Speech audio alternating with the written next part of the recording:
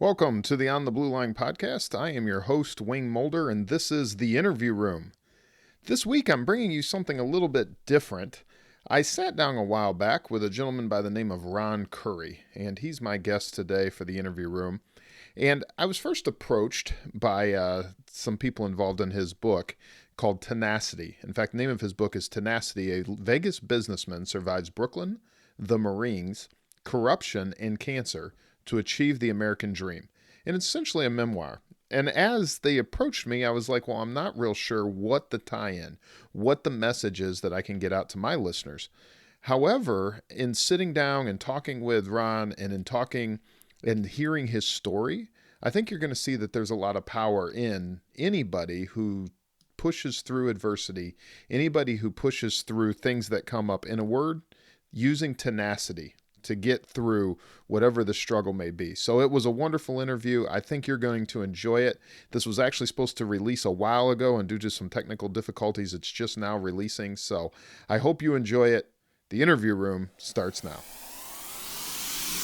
On my honor, I will never betray my badge, my integrity, my character, or the public trust. I will always have the courage to hold myself and others accountable for their actions. I will always uphold the Constitution, the community, and the agency I serve.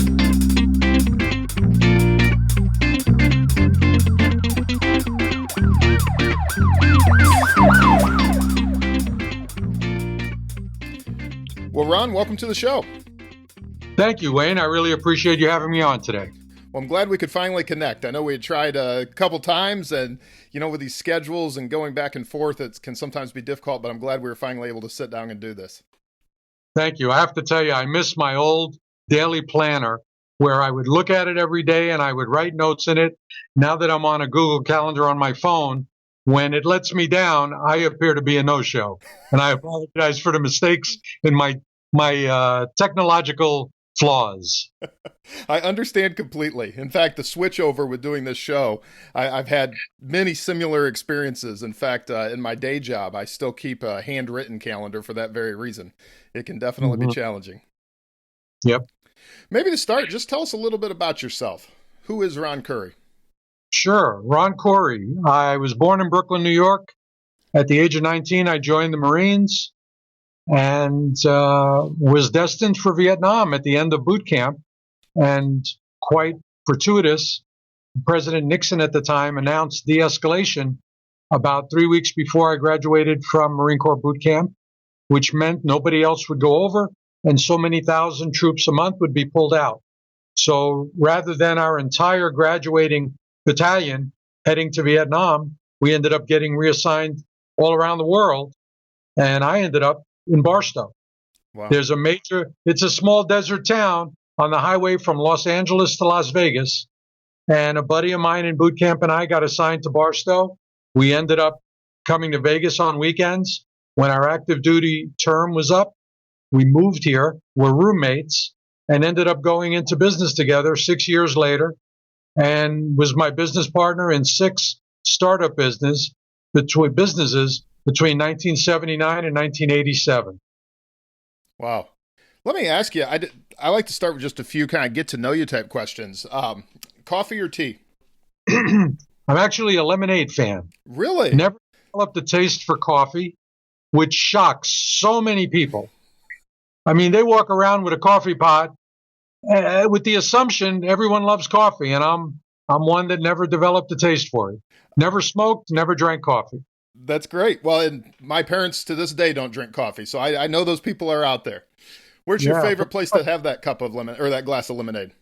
I try lemonade everywhere, and if you're a lemonade lover, you're looking for that sour, pucker-up taste. So that's my flavor of choice. That's awesome. What is your best or worst travel story? Wow. I'd say the best travel story, and this is not going to be exciting to many people, but when my kids were little, they were about 5 and 7, and my family vacation to Myrtle Beach, South Carolina, where a group of guys I grew up with in Brooklyn, New York, would all meet for 2 weeks in the summer. We each rented a condo on this complex where all our kids got to grow up knowing each other, and just traveling with my kids because there were no nonstop flights from Las Vegas to Myrtle Beach. And there's a great memory of me just enjoying the kids with the wife at the time, and spending 2 weeks on the beach with them in Myrtle Beach. Did that for about 10 consecutive years with this group of guys I grew up with in New York. In fact, 4 of them, now that we're in our mid-60s, 4 of them just visited me in Vegas and stayed at my house for a week. So even though they've all spread out around the country, we all try to get together every once in a while. That's great. And those are the best stories. Those are the most powerful ones with friends and family. Yeah, those kids that I described are now 41 and 38. It happens. They they grow up quick. Yep. What's the place that brings you the most peace? Kind of your favorite spot to stop, breathe, enjoy life? I've been very fortunate in life and in business to where my home is on a lake. It's a man-made lake in Las Vegas. My backyard backs up on the water. I've got 85 feet of lake frontage. It's electric boats only. But to sit out on my patio at sunset, the sunset's right behind me over the mountains. Las Vegas is in a valley, so we are surrounded by mountains. And there is nothing more relaxing than looking out over some water as the sun sets over the mountains. Wow. It sounds absolutely beautiful. How, you kind of touched on it a little bit at the beginning, but how would you describe, or how would you say that the relationships that you were able to forge during the military helped you later on in life? I know you said one of them became a business partner when you got to Vegas. Yeah, a fellow named Dan Hughes and I met in boot camp in the Marine Corps, and we moved to town at the end of our active duty term, and each got jobs. I ended up being a casino dealer at the Tropicana Hotel. Dan was by trade in Philadelphia, where he enlisted, a screen printer. And in Las Vegas, most screen printing used to be the actual printing of the fronts of slot machines. So Dan took his screen printing skills from Philadelphia, which back there were signs and flags, applied them to slot machine glass here in Las Vegas.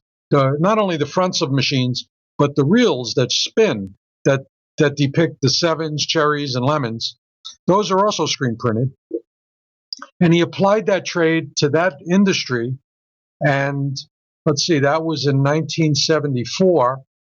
And 10 years later, we opened our own printing company called Suburban Graphics and started printing slot glass and reel strips for what was at the time becoming a worldwide gaming market. Gaming not only spread to Atlantic City in the 70s, but then gaming started to spread around the country and around the world. And a market grew from one that didn't exist back when there was really only one slot machine manufacturer called Bally's. And when gaming started to grow, an industry was formed. And Dan and I started Suburban Graphics in 1984 with 4 employees, including us. And we grew it to 120 people with over $15 million a year in sales by the time we sold it 20 years later. Wow. That's quite a story and quite an opportunity that presented itself. Yeah. Go ahead. I'm sorry. Started in the tavern business in 79. We bought our first tavern, marketed, grew that into a second tavern, and then opened Suburban Graphics in 84. At the same time, we opened the limousine company here in Las Vegas called Presidential Limousines. So we were quite the industrial entrepreneurs, which, going back to your earlier question, I believe the military developed in us a level of determination, and if I might say tenacity, the name of my book, that enabled us to take shots, go into business, fill a niche that didn't exist in a small town of maybe 100,000 or 200,000 people back then, which was Las Vegas. Now we're at almost 3 million residents. But to find something that you think you can do better than someone else, or something that wasn't even being done yet, gave us an opportunity. And we grew an idea and 2 guys willing to work hard and take a shot into a number of businesses that we had great fortune with. And I think I read that you even kind of describe your one of the things you do in business as being a niche finder. Like that's actually a term that you've used in describing how you've been able to be successful with some of the companies that you've founded and started. Yeah, that's exactly correct. Opportunity doesn't always knock on your door. Sometimes you have to go out and find it. So just in making, a niche finder is also a term for an observational entrepreneur. So wanting to grow beyond one or two taverns, things would come to me and Dan that seemed like a good idea. For example, back in the early 80s, what people are accustomed to today, known as a stretch limousine, big cities are filled with stretch limousines. Well, back then, there was only two limousine companies in Las Vegas. Only one of them had stretch limos, and they only had six of them. And I thought in a town with hundreds of thousands of hotel rooms, dozens of hotels, the stretch limousine market might be a new niche. Back then, hotels didn't have their own limos. So we opened Presidential Limousine Service to rave reviews. We put our chauffeurs in tuxedos. We stocked the bars that were built into these cars. And Presidential was launched to rave reviews and grew so well that within 4 years, I was offered a great price to sell it. We flipped that company and turned the money we made on Presidential's sale into a neighborhood casino. We bought the land and built our own place from the ground up, which would be our third location. Wow. Have you always gravitated towards entrepreneurship? I think so. You know, when I was a teenager, just going to school and hanging out with a bunch of guys in New York, we started a band. I was not musically inclined, so I suggested I'd be the manager. And the band would have band practices at one of the guys' basements. And I think about life in the 60s. We had to give his dad $5 a week to pay for the electricity for the equipment, the power that our equipment used for our band practices. And today, $5 a week is nothing. But that's what life was like. Every family was on a budget. Right. And as the manager of the band, I had to find a gig. And I was an altar boy at a church in the neighborhood. I asked the Monsignor if we could use the church hall, put flyers up on lampposts, sold a couple of hundred entries at the door, and we actually split up several $1,000s between the four band members and me. So I think my entrepreneurial spirit started at about age 16. Wow. That's a great story. What was it like being a young man just out of the military or moving with the military and trying to enter the Las Vegas business scene? What was that like? Well, the business scene back in the 70s and early 80s was quite different than it is today because Las Vegas was a very small town. And my book actually describes going into that first bar business. This was before there was gaming like video poker. All there was at the time were traditional slot machines, which local Las Vegans really didn't play. Old slot machines that you'd line up a couple of cherries, win a couple of nickels.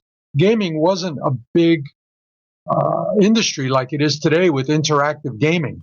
Okay. So you had to, if you bought a tavern, you really had to make money just selling drinks.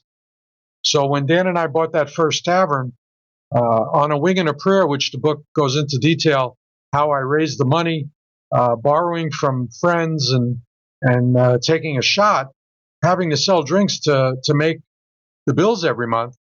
It was exciting. It was fun, but it wasn't easy. And it fulfilled my entrepreneurial goals. But it ended up being a stepping stone that when video poker came along and bars went from being drinking establishments to gaming parlors, actually enabled us to make good enough money that we developed these other businesses from that stepping stone.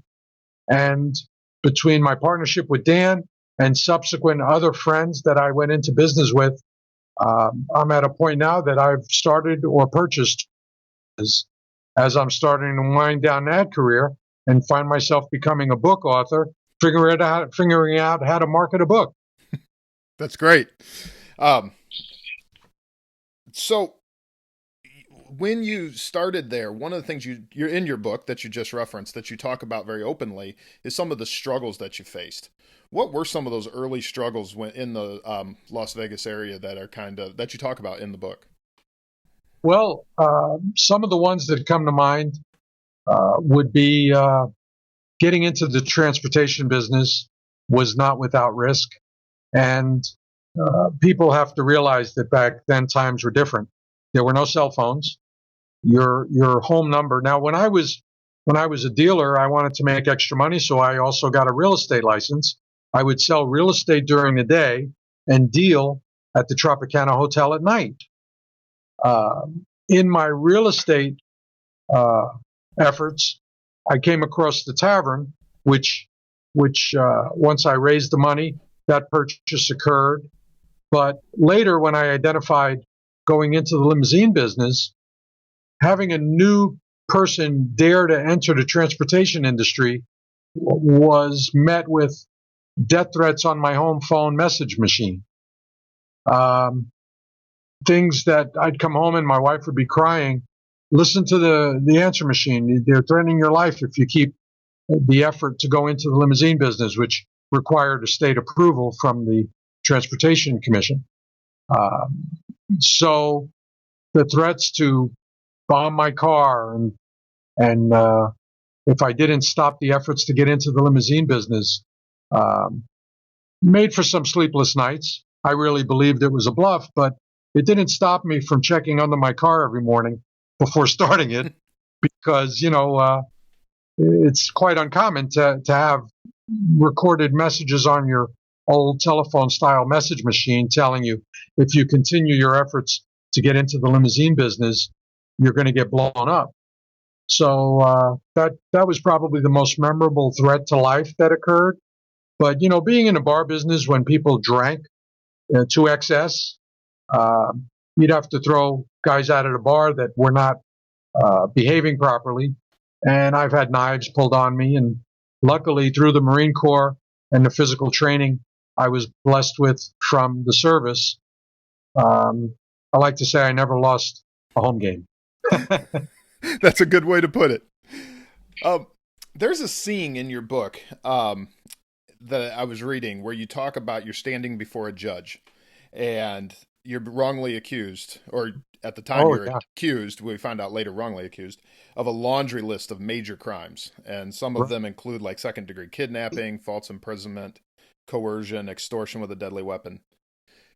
Can you talk about all these struggles and so forth, and of course starting out in the Las Vegas scene, but can you kind of take us into that moment and then kind of take us into what brought you to that moment? Sure thing. That was our third tavern effort. And what occurred in that scenario was my manager at that tavern location caught a waiter stealing and called me. I had come home for the night. My work day was done. The bars in this town are open 24/7. So your business is always going. But, after a 12 to 14-hour day, I'd come home, try to see the kids before they went to bed. So we had a very observant waiter at this one tavern location. In the book, I call it Winners Casino. And my managers and I had concealed weapon permits. And it wasn't uncommon to talk about going to the range and shooting, and who had an ankle holster, who kept theirs on a shoulder holster under a sports jacket or a sweater. And this observant food server was quite familiar with our everyday practices. Well, this happens to be the waiter that my brother caught stealing. Now, the method of stealing was by voiding items off a table in the dining room that were collected for. So imagine building a food check with drinks, different food items. Say the check gets to $120. And due to a programming error in a new cash register system, this particular server learned that without a manager's key, he could void items off the check. So he'd collect from the table the entire amount that was due, and then go back into the system, void out $60 worth of items, only have to turn 60 into the till, and pocket the other 60. An anomaly like multiple voided items became apparent when my manager reviewed the day's detail tape, the secondary tape on an old style cash register. Right. So he called me and said, it looks like we got Joe stealing. So I took a liking to this kid when we hired him. The place was only open a couple of months, so I was very hands-on, very familiar with the staff. So I said, I'm going to come back down there. Now, when I got home, I took my ankle holster off, put the gun in a gun safe, and going down to look over the apparent evidence in a theft, I didn't take it with me. But Joe didn't know that, this waiter. So I go down to the bar, and my brother's in the office. My brother was my manager, and he's got the detail tapes all strewn out along the floor showing me how particular table checks would grow to a certain point, and then many items get voided out later on in the time journal. And by that one day alone, he had taken several $100s. Yeah. So I tell my general manager, Bob, to bring Joe up to the office, which was an upstairs office. Confronted with the evidence we had, Joe confessed, agreed to pay us back, signed the note, and then left the building. A common practice among thieves, well, I guess all criminals, is to accuse your accuser. Right. So after this individual left the property, and now I later learned through a private investigator that he and his dad had some illicit business dealings on their own. To my knowledge, he was just a waiter we hired at my restaurant. Well, his dad and he concocted an accuse the accuser scenario. They go down to this, and this wasn't in Las Vegas, this was an adjacent jurisdiction. They go down to their local police department and claim that we essentially kidnapped him by keeping him against his will, forced a confession out of him, and tried to coerce him out of giving us thousands of dollars in what he had stolen. Right. Now, one would have good reason to suspect that doesn't sound like the whole story. Well, here's the thing. This outside jurisdiction, we had applied to them to increase our gaming from the traditional tavern of 15 slot machines to a full casino license.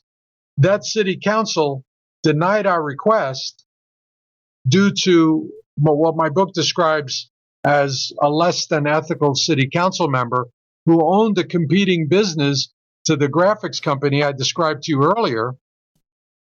They denied our casino application. We were in the process of filing a civil lawsuit against the city for treating us differently than every other applicant. So when this person shows up claiming that we forced a confession out of him unjustly, the city had this great opportunity to do away with me as a civil litigant in this other case and trumped up charges such as you described: kidnapping, coercion, assault with a deadly weapon. One of his mistakes was knowing I carried a pistol normally during my workday. Well, that night, I didn't take it from my house. It stayed locked up. So when they came up with their story, he described my snub-nosed .38 from my ankle holster. And when the cops came to the bar that night, after we let him go and he went and told them this story with his dad, right, they searched me and there was no weapon. That's when their case started to fall apart. But it actually, because the city had this other vendetta against me, it actually took us all the way through a preliminary hearing where me and my three managers had to defend ourselves against these charges. Through the efforts of a private investigator and some undercover operations, it took almost 2 years before what we revealed about who this person really was and this whole setup that he was setting himself up for a big civil suit against me once I presumably got convicted in these false charges would have been a slam dunk civil suit. Anyone who's in business for themselves knows that if someone can win a criminal conviction against you, a civil judgment against you is a slam dunk. Absolutely, because the burden of proof is much lower. Unbeknownst to him, this new friend he developed was my undercover private investigator. So as he's telling his new buddy how he's going to set me up and frame me in this big multi-million-dollar gain he's going to get after I'm convicted, he doesn't realize he's actually talking to an undercover private investigator that was working for me. And we ultimately have him convicted using the Las Vegas Police Department, appropriately so. We found him to be a drug dealer, trafficker, and through friends in the police department that I had made in the tavern business, my private investigator introduced him to an undercover narcotics officer, and after he made a couple of dozen hand-to-hand sales to him, my accuser actually went to prison for 5 years. Wow. Now, the book goes into much greater detail, which I think your listeners would really get a kick out of, some of the creativity we engaged in to prove my innocence. But it's a perfect example of how a system run awry with an illicit city government adjacent to Las Vegas could try to prevail unjustly. Yes, and it definitely, and we'll talk about it at the end, but everyone needs to read the book because the story, just that vignette of you standing in the courtroom and stuff, it's well written and it just really takes you into the moment and makes you want to know more about what occurred. So definitely the listeners are going to have to seek out the book, which we'll get to at the end. This is definitely one of those only in Vegas type stories when you talk about that. And I know you talk about you're very open about some of the other struggles that you've went through, including physical struggles that you've had. Can you talk a little bit about maybe what would be considered maybe the greatest battle of your life with esophageal cancer? Yeah. I was in great shape ever since the Marine Corps. And I stayed in shape by working out diligently every day because being in the tavern business, you never know when you're going to need to handle a situation. And I was 53 years old going through an annual physical. And fortunately, my Santa Barbara-based doctor, who I went to purposely because of a family history of cancer, and is known on the West Coast as a great diagnostician. So we've all heard the commercials, early detection enhances your chance at a cure. So because of my family history of cancer, I went to Dr. Jim Murray religiously every year for over 20 years. Always had rave reviews, great physical results until the 1 year I didn't. They found a small tumor at the base of my esophagus.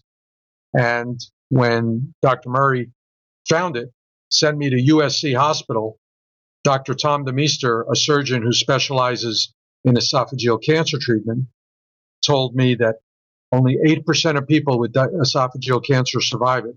But I had an excellent chance because of early detection. He said, I'm amazed Dr. Murray found it at this early stage because normally people don't come to see me until they're displaying symptoms. They might be spitting blood or have swallowing problems. He said, but Dr. Murray found this so early, you've got an excellent chance. However, the surgery was quite invasive. It was 11 hours long. They actually cut me from my jaw to my belly button and around my back to remove a portion of the esophagus and stomach and reconnect your remaining stomach to your throat. These are life-altering bodily changes that people don't realize unless they're confronted with this. But without an esophagus, which is what has a flap to keep your food contents down, you can't ever lay flat. You can't hang upside down. Anything in your stomach comes right up through your throat. So you just need an elevated bed and make it a practice to, keep some incline going to your torso. But it took over a year to recover from that surgery. And the book goes into some detail, hopefully being inspirational to people, showing them how they could benefit from early detection, especially if you have a family history of cancer. And it also describes 2 years after I was diagnosed, my poor wife was diagnosed with colon cancer, which by the time we found it was stage 4, and she was not able to survive it. But the book has many personal moments like these, as well as exciting moments about getting into business and going through the military. So it is a book that might be motivational and inspirational to a lot of people on multiple levels. Yeah. I think that's what I like about the book, and I like when this was presented to me as something to discuss on this show, because I like how it goes into, it really just describes life. You know, life is full of triumphs and struggles, and it's just really core to who we are and our humanity. Mm-hmm. Let me ask you, you know, we talked about these struggles, so then kind of where I want to go with that, though, is there's a phrase that you're credited as using, which obviously is used in the military and so forth, but failure is not an option. How important is that to you, and what does that mean to you? Well, you know, as you go into business for yourself, you're going to encounter many struggles. You don't know what they're going to be, but they're going to come from many directions. And a mission assignment like failure is not an option, whether you're in business for yourself, in the military, or in law enforcement. You know, you need to take struggles that come your way as a challenge and not let them defeat you. You need to go through them, over them, or around them, but overcome them at all costs. Whether that's in business or in the challenges in life. You know, there's a story I tell in the book about observing a police officer who is trying to arrest a guy that was beating up on his girlfriend. And I was walking to one of my business locations when I saw a neighborhood cop who I knew from his years of being on patrol. And unfortunately for him, the guy he was trying to arrest was much bigger than him and actually winning in the fight. He wasn't getting arrested like he was supposed to. So I jumped into this fight, and being in good shape helped me help this officer overcome this guy and get the handcuffs on him. I think a willingness to get involved and help your fellow man, whether it's law enforcement or a civilian, being in good enough shape and knowing how to take care of yourself. You never know when it's going to come in handy. My story describes several scenarios where not being afraid of the town bully, whether it's a city councilman or an unethical union boss who tried to extort some money from me in one of my taverns. You have to be willing to fight and defend yourself, whether it's in the battle of wits or with your fists. But not letting failure be an option is a great driver in helping someone succeed when the challenges that come in business come your way. That's so powerful. I couldn't agree more. What was the process of actually writing Tenacity like for you? What was that? Because obviously, there's, as you've just referenced, there's a lot of personal part to it. What was that actual writing process like? Well, you know, after getting into many different businesses, I've described the graphics company, the tavern business. We grew to 4 of those, the limo business. We had a wholesale glass and mirror company. And then with another friend, Don Tamburo, I went into the new car business. And we grew 1 car dealership into 6 in 2 states. In 2015, I ended up selling my share of all the businesses and had to decide what to do with the rest of my life. And I decided that there was several interesting stories about life since growing up in Brooklyn and joining the Marines. So I thought I would write a book, and it would give me something to do for a couple of years. And as I started that effort, I realized that I don't type as quickly as people. I'm a 2-finger plucker. So in speaking with a friend who had authored some books, he introduced me to a ghostwriter. And the way my book became a reality was I realized I was not going to get through this very quickly if I tried to type my story. So I hired a ghostwriter, who I could sit and talk with.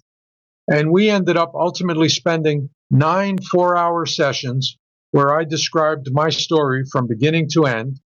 And he would put them in written form, and then I could just edit chapters. I found myself to be a much better editor than typist. And as a result of that effort, we actually ended up with 800 pages of a story, which when we were done, he described that most books were about 300 pages long. So a little more than half my story had to get removed. So the book would be a typical book length. Right.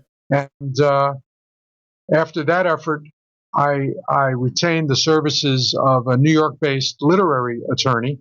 He introduced me to an official book editor, and the book went through several editing processes before it got into its final form. And the book consultant that the New York attorney referred me to got me to the point of actually getting the book in print and distributed on Amazon. And that's the process I engaged in. Wow. That's great. You know, it's interesting because it's a question I ask a lot, especially when I talk with authors. And it's interesting the different ways that you end up there and also the personal process of writing a book. And, you know, kind of just it bears a part of you, especially when it's autobiographical and so forth. So. And you know what I learned through this book consultant? I didn't know this, that 25% of all books sold today are audiobooks. I didn't know it was that high a percentage. Wow. So I decided that if I wanted my life story to be as special as I wanted the book to be a really good book, which is why I hired these professionals, I wanted to get a unique voice for my audiobook. So I went on the hunt for actors. And the first voice I thought of was Gene Hackman, who had a very distinguished voice. He does Wells Fargo commercials. Right. So I sought him out and found through his agent that he was fully retired now. Didn't want to do any movies or audiobooks. But the agent that represented Gene Hackman also represented an actor named Michael Madsen, who you may know from Donnie Brasco, Reservoir Dogs, yes. Kill Bill. So I made a deal with Michael, brought him to Las Vegas for a week, had a week reserved in a sound studio, and he actually read every chapter of my book. And he is the voice of Tenacity in audiobook form on Amazon. Okay. Yeah, and I didn't recognize, so I was, right before we did this, I was listening to the audiobook blurb on Apple Books, and I thought the voice sounded familiar, but now I can place it, so. Yeah. That's great. He did a great job, and the audiobook is doing quite well, as well as the paperback and hardcover. Well, nowadays with people being so busy, I know for me personally, audiobooks, that's what I tend to go to because it's something I can do while I'm exercising or driving to and from work or patrolling or a myriad of other things. Yeah, exactly. Yep, those are the last 3 books I've read. I've actually not read. I've listened to. Yep. I think that's just the way we're all kind of going. So do you believe in work-life balance?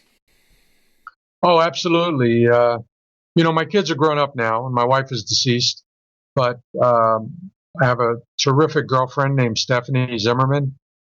She's the chief financial officer for a land development company in town. And while I worked hard, I like to think I also partied hard. Whether it was young children and coming home to spend quality time with them every night before going back to the bar for the night shift, or vacationing with the family, and now my efforts in marketing the book, I will turn off the work meter, and when I'm with Stephanie, it's just fun time. And you definitely need to draw a line and create a balance, whether you're in law enforcement or in business for yourself. You just can't do 100% of everything all the time. Otherwise, you burn out your body and your mind. And I think it's a major necessity. Yeah.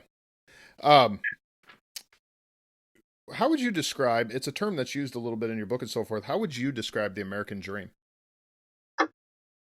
I think the American dream is fulfilled in such a variety of ways because everybody has their own goals. I've got friends in law enforcement that are career cops, and that's what they always wanted to be. That's what they dreamed of doing, and they have opportunities at promotion, but they want to be a street cop, and they're a street cop their entire 20 to 30 years. In my case, it was an entrepreneurial drive, but it's important to determine what you want in life and go after it. Now, in my case, I would start a business, get it running smoothly, and challenge. I needed a new challenge. I'd identify a new business, research it, and do that. And once I had that running for a year, I'd go find a new one, which is, and with some joke, I can't hold down a job. But being in 20 different businesses is only because that was what suited me best. But I have a great deal of respect for people that identify a career path, and that's what they've chosen, and that's what they pursue. So it is different for every person. The big thing is to find out what you love, because, and you've heard, that's an old saying, I'm not saying anything you haven't heard, but if you love your job, you never spend a day at work. Yeah. Very true. We've talked a little bit about, the successful businesses you've had, the struggles you've been through, kind of to bring all that together. It appears that now you've also done quite a bit as far as giving back and being able to do different things with like the Las Vegas Metropolitan Police Department Foundation and some things that you had done with helping children internationally learn to spell and read. Can you talk a little bit about those projects and ways? Yeah. Don Tamburo and I were still in the car business back about 5 to 7 years ago. And I've always been a friend of law enforcement. I've been fortunate enough to be friends with the last 5 sheriffs we've had in Las Vegas and their under sheriffs. Well, we had a tragedy occur in Las Vegas. 2 of our police officers were on a lunch break at a pizza place, and some domestic terrorists decided they were going to take out a couple of cops that day and came up behind both of them. They were a husband and wife team, assassinated these 2 officers, and then ran across the street into a Walmart. Our SWAT team caught them in the Walmart and put them down. But these 2 cops were killed on duty, in uniform, having a lunch break pizza. Don and I were so struck by the news reports of that, we formed, these 2 cops were named Soldo and Beck. We formed the Soldo and Beck Scholarship Fund, donated $50,000 to that fund, and wanted to establish a fund for children of police officers. When I contacted the sheriff at the time and said, we want to make this donation, but I don't know how to facilitate it. We need the department to do it. He said the department has a foundation, and that is the legal way through a 501c3 to donate for law enforcement efforts. So I became friendly with the head of the Las Vegas Metropolitan Police Department Foundation and made the $50,000 donation. I asked him to identify 10 worthy students. Each would get a $5,000 scholarship towards their continuing education. And as a result of a friendship he and I created, he asked me to join the foundation and become a civilian member on the board, which I am happy and blessed to now be in my 5th year of serving as a board member on the foundation. It's grown to multiple citizen members now. And Don and I have continued that $50,000 yearly effort. This past year was our 5th year, so we hit a $250,000 mark. Each year we give 10 students $5,000 each for their college efforts. And now in 5 years, we've made that donation to 50 children of Metro. And it makes me very happy and proud to be a part of that. That's great.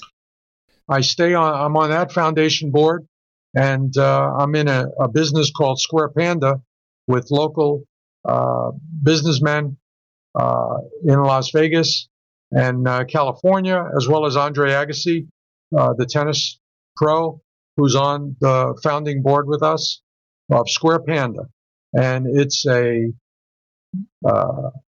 piece of equipment that parents and teachers can buy for their students and children to help them learn how to read and spell at an early age.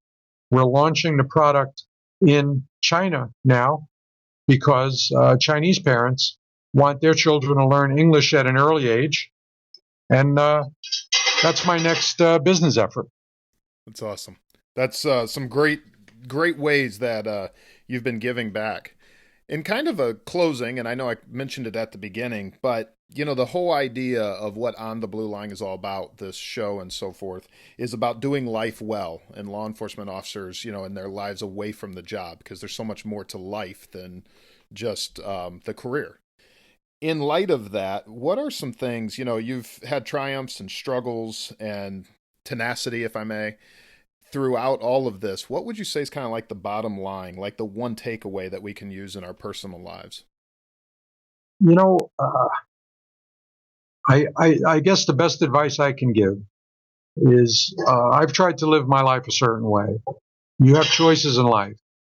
And I like to say that whatever I may touch in business, in personal life, in friendships or acquaintances, that I'd like to leave anything I touch better than how I found it. And I think that is a mission assignment that anybody can benefit from. You will, and it's not always related to large donations. You will encounter people that are having struggles, especially in law enforcement. You find people every day in your job that just need help in some way. It could be words of encouragement. It could be financially. I encounter people that, and I don't want to go into that kind of detail, but I will find that they have a need, and I'll find a unique way to help that need. And it makes me feel good about myself every day that I'm in a position that I can help someone out in a way they never saw coming. And sometimes it's anonymous, and sometimes it's more public, such as the foundation. It's a public thing. But I'd like to think that we motivate people to do the right thing and leave things better than you found them. Ron, that's so powerful. Let me, what is a way that people can connect with you? And I know you mentioned Tenacity is available on Amazon, but how can people connect with you? Yeah, there's a website that describes details of my book. There's a quick link to reach me, as well as to get to the Amazon link, and it's RonCouryAuthor.com. My last name is spelled Coury,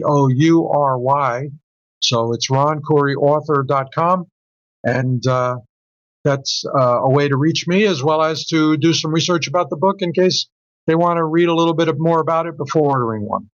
Perfect, and I'll make sure that I link all that up in the show notes for you. Ron, thank you so much for coming on. It's been a pleasure to meet you. Yeah, same here, Wayne. Thank you so much for your time today.